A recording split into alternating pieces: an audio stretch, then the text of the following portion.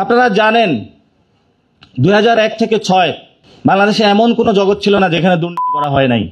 প্রত্যেকটা লোক দুর্নীতিতে হলো তারা বিপর্যস্ত হয়েছিল।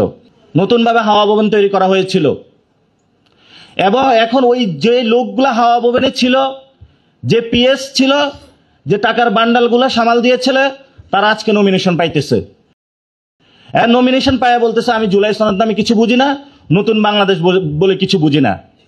আরে ভাই, এটা কেমন কথা? তাহলে আপনি যে হাওয়া ভবন প্রতিষ্ঠা করলেন, বাংলাদেশে দুর্নীতি করলেন, এই গডফাদারদেরকে সৃষ্টি করলেন, সেই গডফাদারকে আবার নমিনেশন দিলেন, তো তাদের সামনে তো আসলে আপনার জুলাই সনদ বুঝার কথা না। আপনার জুলাই সনদ যদি বুঝতেন, আপনি যদি ঠিকই অগাস্টের পরে অথবা আগে বাংলাদেশে ফেরত আসতেন, জনগণের সামনে মুখোমুখি হতেন, জনগণের সামনে দেখতেন রাস্তায় যে লাশগুলো পড়েছিল, হাসপাতালে যদি ঘুরে ঘুরে আপনি দেখতেন যে আমাদের ভাইরা এখনো কাতরাচ্ছে, তাহলে আপনি বাংলাদেশে জুলাই সনদ এবং গণভোট কি আপনার হলো পরতে পরতে মাথার মধ্যে ঢুকে যেত। এটা আমাদের জন্য লজ্জা। বাংলাদেশ স্বাধীন হয়েছে, এখন আপনি আসতে ভয় পাচ্ছেন না। আপনি যদি ভয় পান, কাকে ভয় পাচ্ছেন আপনি? আমরা তো ভারতকে ভয় পাই না? আমরা কি দেশে চলাফেরা করি না?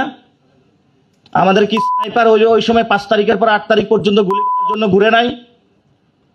অসংখ্য স্নাইপারের মধ্য দিয়েই তো আমরা জীবন অতিক্রম করেছি। ইদানিং শুনলাম বুলেট প্রুফ গাড়ি কিনেছে তারা। তো আপনার যদি বুলেট প্রুফ গাড়ি হয়, বাংলাদেশের 18 কোটি মানুষের জন্য তো বুলেট প্রুফ ট্রেন থেকে পাবলিক সার্ভিস সবগুলোকে আপনার বুলেট প্রুফ করতে হবে।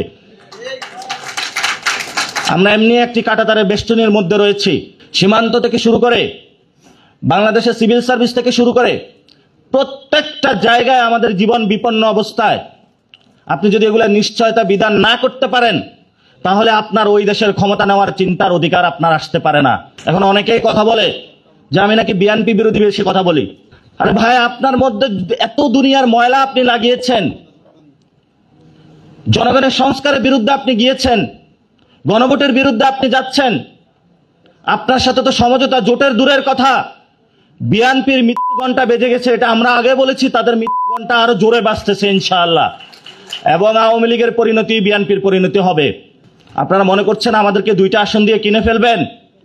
90 যারা আন্দোলন করেছিল, কাউকে হলো ওই যে বিকাশের সার্ভিস ধরিয়ে দেওয়া হয়েছে, কাউকে হলো রোডের কনস্ট্রাকশনের কাজ দেওয়া হয়েছে, কাউকে হলো এমপি বানিয়ে দেওয়া হয়েছে।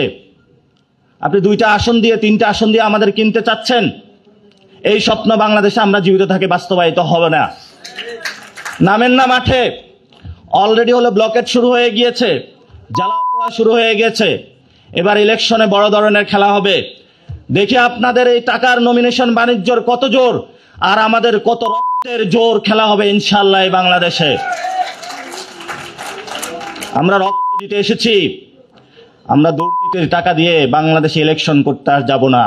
আমরা জনগণের মধ্য থেকে এসেছি, জনগণের মধ্যে আবার যাব।